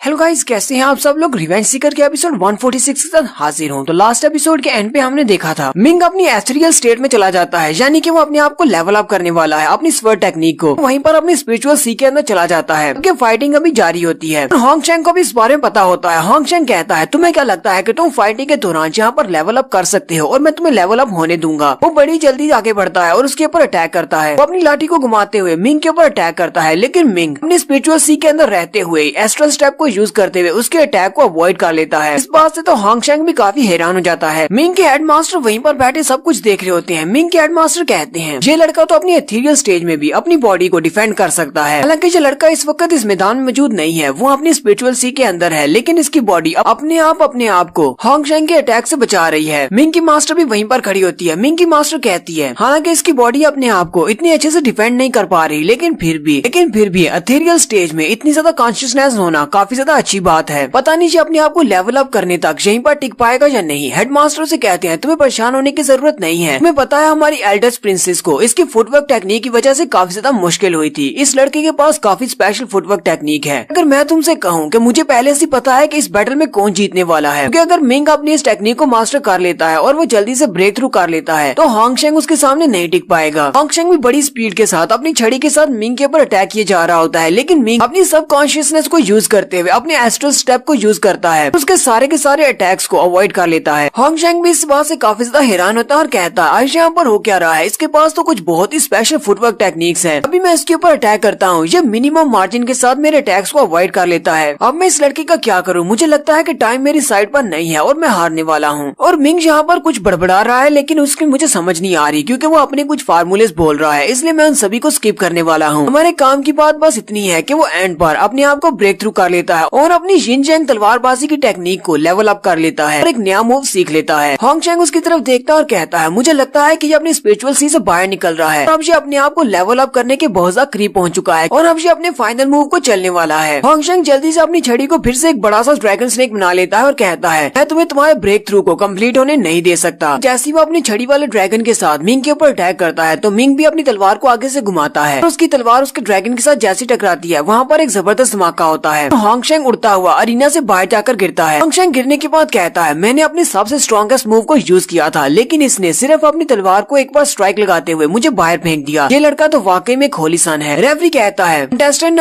नंबर 2 रीना के बाहर गिर चुका है, इसलिए वो इस मैच से बाहर हो गया है और नंबर 35 ने इस मैच को जीत लिया है। मैच के कम्प्लीट होने के बाद भी मिंग अभी भी वहीं पर अपनी स्वर्ड डांस को कम्प्लीट कर रहा होता है क्योंकि उसने अभी तक अपने आप को ब्रेक थ्रू नहीं किया। देखने वाले भी काफी हैरान होते हैं और कहते हैं ये लड़का तो अभी तक अपनी ब्रेक थ्रू स्टेज पर है, पता नहीं इसे अभी और कितना ज्यादा टाइम लगेगा अपनी तलवारबाजी की इस नई टेक्निक को मास्टर करने में। पता नहीं इसकी इस अलाइनमेंट के कम्प्लीट होने के बाद इसके पास कौन सा नया स्किल आने वाला है, ये देखने लायक होगा। जबकि वहीं पर इस सारे अरीना के मास्टर भी बैठे होते हैं जो कि इस होली ड्रैगन लैंड के मास्टर हैं। वो मिंग की तरफ देखते हैं और कहते हैं मुझे पता है कि यिनचैंग सेक्टर की जो तलवारबाजी की टेक्निक है वो बहुत ज्यादा स्पेशल है कि इस टेक्निक के अंदर फॉर्मेशंस को भी ऐड किया जाता है। मिंग ने भी यहाँ पर कुछ फॉर्मेशंस को अपनी इस टेक्निक में ऐड किया है। मुझे नहीं पता कि इसकी फाइनल फॉर्म क्या होने वाली है, इसके हाथ में कौन सी टेक्निक लगेगी, लेकिन जो भी टेक्निक होगी वो बहुत ज्यादा पावरफुल होगी। इस लड़के ने अपनी टेक्निक के अंदर चांद फायर और वाटर और साथ ही हवा जबकि 5 चेंजेस को भी ऐड कर दिया है और अभी भी ये रुक नहीं रहा, इसमें ये बहुत सारी चीजों को ऐड कर रहा है अपनी इस टेक्निक के अंदर। मुझे लगता है कि जब इसकी टेक्निक फाइनल हो जाएगी तो इस लड़के के हाथ में एक तलवारबाजी की गॉड लेवल की टेक्निक लगने वाली है। हेडमास्टर भी इस बात से काफी ज्यादा खुश होते हैं और कहते हैं मिंग की फिजिकल बॉडी काफी ज्यादा स्ट्रॉन्ग है, इसके अलावा उसके पास एक मिड ग्रेड की ट्रेजर बॉडी है और उसकी पोटेंशियल बहुत ज्यादा हाई है और साथ ही ये लड़का टाइजी डिवाइन आर्ट को यूज कर सकता है। जैसा कि ड्रैगन पैलेस के मास्टर ने कहा है कि ये बहुत ही जल्दी एक नई टेक्निक को डेवलप करने वाला है और वो वाली टेक्निक गॉड लेवल की टेक्निक होगी। और मुझे भी ऐसा ही लगता है कि मिंग के हाथ में एक डिवाइन लेवल की टेक्निक लगने वाली है। मिंग अभी वहीं पर अपने आप को ब्रेक थ्रू करने की कोशिश कर रहा होता है, जबकि उसी वक्त मास्टर गाओ फेंगजियान अरीना के सेंटर में उतरते हैं और अपनी तलवार के साथ मिंग की तलवार के साथ अपनी तलवार को टकराते हैं और कहते हैं तुम बहुत ही अच्छे डिसाइपल हो, चलो तुम्हारे मास्टर तुम्हारी हेल्प करेंगे कि तुम जल्दी से अपने नए मूव को मास्टर मास्टर कर लो। मास्टर वहीं पर आने के बाद उसकी काफी ज्यादा हेल्प करते हैं अपनी की पावर के साथ, जिसकी वजह से मिंग उस तलवारबाजी की टेक्निक को मास्टर कर लेता है। तो वहीं पर मास्टर गाओ फेंगजियान को ऐसे लगता है जैसे कि वो एक बड़ी सी शील्ड के अंदर ट्रैप हैं और अंधेरे में उन्हें कुछ भी दिखाई नहीं दे रहा। जैसे ही मास्टर स्पेशल फील्ड के अंदर ट्रैप हो जाते हैं, उसी वक्त मिंग कहता है मेरी इस नई टेक्निक का नाम है जिनजैंग डाउन स्लैशर। साथ ही वो सामने की तरफ एक स्लैश लगाता है जो कि सफेद कलर की स्लैश होती है। ये जिनजैंग से निकला है। जैसे कि जिनजैंग का आपको पता है व्हाइट एंड ब्लैक कलर से उसको शो किया जाता है। यहाँ पर उसने जो स्ट्राइक लगाई है वो व्हाइट कलर की है, जबकि उसकी स्पेशल फील्ड ब्लैक कलर की है। जो भी उसकी स्पेशल फील्ड के अंदर ट्रैप होगा वो ब्लैक कलर की शील्ड सिर्फ उसी दिखाई देगी और उसे उसके अलावा कुछ भी दिखाई नहीं देगा जब तक कि वो अटैक उस तक पहुंच न जाए। मास्टर गाओ फेंगजियान जल्दी से अपनी तलवार को सामने करते हुए उसके अटैक को ब्लॉक कर लेते हैं। वो भी काफी ज्यादा हैरान होते हैं। मिंग मास्टर गाओ फेंगजियान से कहता है मास्टर आपका बहुत बहुत शुक्रिया जो आपने मेरी इतनी ज्यादा हेल्प कर दी इस तलवारबाजी की टेक्निक को डेवलप करने के लिए। मास्टर फेंगजियान हंसते हुए आगे बढ़ते हैं और कहते हैं तुम मेरे वाकई में बहुत ही अच्छी डिसाइपल हो, तुमने तो मुझे बहुत ज्यादा हैरान कर दिया। तुम्हारी टेक्निक बहुत ज्यादा अच्छी है। इस तरह की टेक्निक हमने जिनजैंग सेक्टर में पहले कभी नहीं देखी। ये तुम्हारी अपनी टेक्निक है जो तुमने अपने आप डेवलप की है। साथ ही मास्टर फेंगजियान मिंग को बताते हैं जब तुमने अपनी इस टेक्निक को एक्टिवेट किया था तब मुझे ऐसा ही लगा मेरे इर्द गिर्द बहुत ज्यादा अंधेरा हो गया है, मैं एक स्पेशल फील्ड के अंदर ट्रैप हो चुका हूँ। उसी वक्त तुम्हारी वो व्हाइट कलर की स्लैश आ गया जिसके साथ मैं हिट हुआ। और मेरी जगह पर जहाँ पर कोई और डिसाइपल खड़ा होता तो वो तुम्हारे इस अटैक से कभी नहीं बच सकता था। वो अपनी तलवार के साथ उसकी बॉडी दो टुकड़े हो जाती। मास्टर फेंगजियान उसे कहते हैं और तुम्हारी जो फील्ड की पावर जिसमें मुझे सब कुछ ब्लैक ब्लैक दिखाई दे रहा था, मुझे लगता है कि सिर्फ मुझे ही दिखाई दे रही थी, यानी कि जो सिर्फ उन्हीं को दिखाई देगी कि तुम्हारे स्पेशल अटैक की रेंज के अंदर होंगे, जबकि बाकी सभी को सिर्फ एक सफेद रंग की स्लैश ही दिखाई देगी। तुम्हारा जो मार्शल आर्ट्स का स्किल ये तो वाकई में गॉड लेवल का स्किल है और इस गॉड लेवल के स्किल को तुमने खुद डेवलप किया है। बिमिंग भी मास्टर से कहती है मास्टर दुनिया में बहुत सारी गॉड लेवल की टेक्निक्स हैं, लेकिन बहुत सारी ऐसी टेक्निक्स हैं जिनके साथ डोमेन्स होती हैं। तो आपके पास भी एक डोमेन की पावर आ गई है, इसलिए मैं भी आपको बहुत ज्यादा बधाई देती हूँ कि आपने अपनी एक गॉड लेवल की टेक्निक को डेवलप किया है और जिसके साथ डोमेन की पावर भी है। मास्टर फेंगजियान आगे बढ़ते हैं और मिंग से कहते हैं मुझे इस बात से काफी ज्यादा खुशी है कि तुमने किसी को कॉपी नहीं किया। मैं और तुम जहाँ पर हम दोनों सेम टेक्निक को मास्टर करने की कोशिश करते, तो मुझे अफसोस है कि मैं कभी भी इसको सीख नहीं पाता क्योंकि ये एक स्पेशल टेक्निक है जो सिर्फ तुमने बनाई है। मिंग भी इस बात से काफी ज्यादा खुश होता है और कहता है क्या वाकई में मैंने अपनी एक गॉड लेवल की टेक्निक बना ली है। मास्टर फेंगजियान उसे कहते हैं इस कंपटीशन के एंड होने के बाद कहीं भी जाना मत, क्योंकि मैं तुम्हें अपने साथ जिनजैंग सेक्टर में लेकर जाना चाहता हूँ। मैंने अपने एल्डर से भी बात कर ली है। हम लोग वहाँ पर जाने के बाद तुम्हें अपनी जिनजैंग स्वर्ड आर्ट सिखाएंगे। और फिर साथ ही मास्टर फेंगजियान वापस अपनी चेयर की तरफ चले जाते हैं और कहते हैं फिलहाल के लिए तुम अपने लास्ट मैच को खेलो, मुझे लगता है कि तुम्हारा सिर्फ लास्ट ही मैच बचा है, उसको जीतने पर पता चलेगा क्या तुम वाकई में फर्स्ट रैंकिंग पर आ सकते हो या नहीं। फिर मिंग अरीना से नीचे उतरता है। जैंग भागता हुआ मिंग के पास आता है और कहता है बॉस तुम्हें बहुत ज्यादा बधाई हो। पहली बधाई तो इसलिए कि तुमने इस कंपटीशन को जीत लिया है, यानी कि होंगशेंग को तुमने बहुत ही आसानी से हरा दिया। और दूसरी बात ये है कि तुमने गॉड लेवल की टेक्निक को मास्टर कर लिया है, तुमने खुद एक गॉड लेवल की टेक्निक बनाई है। साथ ही हमने होंगशेंग को हराने पर बहुत ज्यादा पैसा कमाया है, क्योंकि मैंने यहाँ पर 60 मिलियन मार्शल कॉइन्स लगाए थे और बदले में भी हमें 60 मिलियन मार्शल कॉइन्स मिले हैं, तो हमारे पास टोटल 120 मिलियन मार्शल कॉइन्स हो चुके हैं। मिंग काफी ज्यादा खुश होता है और कहता है ये तो बहुत ही अच्छी बात है, अभी हमारा कंपटीशन एंड नहीं हुआ, अभी भी काफी सारे मैचेस हैं। चाहता हूँ कि तुम हर जगह पर जाकर बैटिंग करो और हमारे पैसे को डबल करके लाओ। फिर मिंग उसे कहता है चलो अब ठीक है, अब नेक्स्ट अरीना की तरफ चलते हैं, मुझे अपने अगले ओपोनेंट को भी ढूंढना है। जैसे मिंग अपने नेक्स्ट ओपोनेंट के साथ फाइट करने के लिए जाता है तो वो पहले से अपनी हार मान लेता है और कहता है प्लीज ब्रदर मैं तुम्हारे सामने अपनी हार मानता हूँ, लेकिन मेरे साथ एक प्रैक्टिस मैच खेलो, इससे मुझे कुछ ट्रिक्स के बारे में बताना ताकि मैं भी तुम्हारी तरह अच्छा बन सकूं, कि तुमने होंगशेंग को बड़ी आसानी से हरा दिया था। सुनाने वाला कहता है कि उसके बाद मिंग का सामना जिसके साथ भी हुआ उनमें से कुछ तो उसके साथ प्रैक्टिस मैच खेलना चाहते थे, तो कुछ ने पहली हार मान ली और उसके साथ बिल्कुल भी फाइट नहीं करना चाहते थे। और इसी के साथ ही ज़ैंग को भी कोई कमाई नहीं हुई, क्योंकि सभी को इस बारे में पता चल चुका था कि मिंग काफी ज्यादा स्ट्रॉन्ग है और अगर वो किसी दूसरे पर पैसा लगाएंगे तो वो सारे का सारा पैसा डूब जाएगा। और ऊपर से ज़ैंग मिंग का अपना ही दोस्त है। और यहीं पर कुछ लड़कों को दिखाते हैं जो कि आपस में बहस कर रहे होते हैं। वो कहते हैं मिंग काफी ज्यादा अच्छा है, लगता है कि इस बार ये सेकंड नंबर पर आएगा, क्योंकि जो भी इसके साथ फाइट करने के लिए जाता है वो हार जाता है। इसने अभी तक एक भी फाइट को नहीं हारा। इसके अलावा एक और बंदा यहाँ पर इस कंपटीशन में है जिसने अपने एक भी मैच को नहीं हारा, कोई भी उसका मुकाबला नहीं कर पा रहा। लेकिन अगर मिंग उसके साथ फाइट करने के लिए जाएगा तो मिंग उससे हार जाएगा, क्योंकि वो बहुत ज्यादा पावरफुल है। इसलिए हमें लगता है कि इस बार हिडन ड्रैगन लिस्ट के कंपटीशन में मिंग का नंबर दूसरा होगा, क्योंकि वो बंदा पहले नंबर पर आएगा। ज़ैंग उनकी बातें सुन रहा होता है और आगे बढ़कर उनसे कहता है तुम लोग किसकी बात कर रहे हो, मेरे बॉस ने यहाँ पर शुरुआत से जितने भी कंटेस्टेंट्स थे उन सभी को हराया है और यहाँ तक पहुँचा है, तुम सब लोग ऐसा कैसे कह सकते हो कि मेरा बॉस सेकंड नंबर पर आएगा। वो लड़के ज़ैंग से कहते हैं तुम्हारा बॉस अभी तक इसीलिए जीता आ रहा है क्योंकि अभी तक उसका सामना उस बंदे के साथ नहीं हुआ। अगर उसका सामना उस कंटेस्टेंट्स के साथ हो जाता तो अब तक वो हार चुका होता और इस अरीना से बाहर होता। और अगर तुम्हें वाकई में लगता है कि तुम्हारा बॉस सबसे ज्यादा बेहतर है तो जरा उसे कंटेस्टेंट नंबर 1 के साथ जाकर फाइट करवा कर दिखाओ। मिंग भी उन सभी की बातें सुन रहा होता है और कहता है तो बहुत ही अच्छी बात है, मेरी सिर्फ एक ही गेम बची है, यानी कि सिर्फ एक ही कंपटीटर और रह गया है और उसका नंबर भी 1 है। तो चल के देखते हैं कि जो नंबर 1 कौन है। मैंने भी अभी तक अपना एक भी मैच नहीं हारा और उसने भी नहीं हारा। और जैसे वो लोग वहाँ पर पहुँचते हैं तो वहाँ पर होंगशेंग का मैच पहले से जारी होता है। होंगशेंग ने पहले मिंग के साथ फाइट की थी और उसके बाद उसकी फाइट नंबर 1 के साथ भी हो रही है, लेकिन वो उससे बहुत ही बुरी तरह से हार जाता है और हारने के बाद वो बेचारा वहीं पर बेहोश हो जाता है क्योंकि उसके मुंह से बहुत सारा ब्लड निकल रहा होता है। यहीं पर नंबर 1 की तरफ दिखाते हैं जो कि एक लड़की है जो इमोर्टल श्राइन से है। होंगशेंग बहुत ज्यादा जख्मी होता है, लेकिन वो लड़की उसे गिराने के बाद उसके ऊपर जाकर खड़ी हो जाती है और अपनी तलवार से उसे मारने लगती है। लेकिन होंगशेंग उसे कहता है प्लीज मुझे माफ कर दो, मुझे मारना मत, मैं गिव अप करता हूँ, मैं हार मानता हूँ। ये सुन के नंबर 1 उसे छोड़ देती है। रेफरी कहता है नंबर 2 ने अपनी हार मान ली है और नंबर 1 इस मैच को जीत चुकी है। और देखने वाले सारे बातें कर रहे होते हैं कि आखिर ये लड़की है कौन और ये कहाँ से आई है, ये इतनी ज्यादा स्ट्रॉन्ग कैसे हो सकती है। यहाँ तक कि नंबर 35 को भी होंगशेंग को हराने में काफी ज्यादा मुश्किल हुई थी, जिसने अभी तक अपने एक भी मैच को नहीं हारा। लेकिन इस लड़की ने अपने सिर्फ कुछ ही मूव्स को यूज करते हुए होंगशेंग को बड़ी आसानी से हरा दिया। ऊपर से इसकी हालत भी बहुत ज्यादा बुरी कर दी है। और नेक्स्ट एपिसोड में हम लोग मिंग और इस लड़की की फाइट देखेंगे और यहीं पर हम लोग इस अपनी एपिसोड 146 का एंड करते हैं।